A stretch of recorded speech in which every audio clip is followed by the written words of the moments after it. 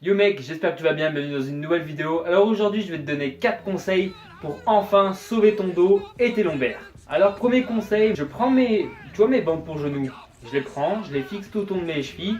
Et là comme tu vois sur la vidéo, je viens me pendre, donc je viens me caler mes chevilles sur la barre de traction et je viens me détendre tranquillement la colonne vertébrale. Donc forcément, il y a une vidéo de Michael Gandil qui l'explique bien avec des shoes exprès qui sont censés agripper les barres. Donc moi je fais ça en mode blédard, bien évidemment tu connais la technique. Tu vois que là j'utilise une serviette et un step, donc le step parce que je suis tout petit, on est d'accord. Et la serviette pour progressivement redescendre et progressivement remonter. Donc là ça vient détendre toutes les lombaires, tu vas sentir des légers craquements. Donc tout ça pour le but de relâcher la zone lombaire et bien évidemment toutes les zones qui sont impactées par le squat. Ensuite deuxième exercice, donc là tu vois la position qui n'est pas bonne, donc avec le bassin qui est un petit peu trop cambré. Le problème en fait avec cette position, c'est que ton dos va subir une légère pression sur la zone lombaire. Donc moi je te propose dans la deuxième option de mettre tes pieds sur un banc légèrement pour réaxer ton bassin avec ta colonne vertébrale.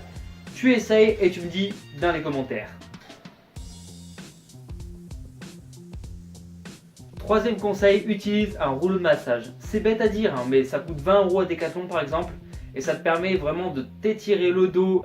J'ai tendance à mettre la barre en low bar, c'est-à-dire la barre très basse au niveau des épaules. Donc forcément ça crée quelques petites lésions sur ta colonne vertébrale. Donc ça t'aide à un petit peu détendre tous les nœuds musculaires et surtout faire craquer ta colonne vertébrale. Comme ça t'as plus mal. Donc cet exercice peut être assez douloureux, donc vas-y doucement. C'est comme quand tu progresses en charge au niveau du squat ou du soulevé de terre. Vas-y doucement. Sens ton corps s'habituer, ne souffle pas comme un bourrin, respire et tu souffles, tu vas bien doucement, tu fais pas le gros nigo. Le quatrième conseil, donc moi j'effectue l'essuie-glace. En vrai c'est juste une rotation du bassin, donc vous voyez que je lève le genou gauche et le genou droit différemment, je fais pas les deux en même temps tout de suite. Donc pour bien détendre les lombaires tranquillement, au niveau de la troisième et de la sixième lombaire, on va tout doucement de gauche à droite et dès qu'on est un petit peu chaud, on fait les deux en même temps, tranquillement. Si vous arrivez à tendre les jambes, c'est encore mieux. Moi personnellement, j'ai vraiment du mal, donc je fais au mieux.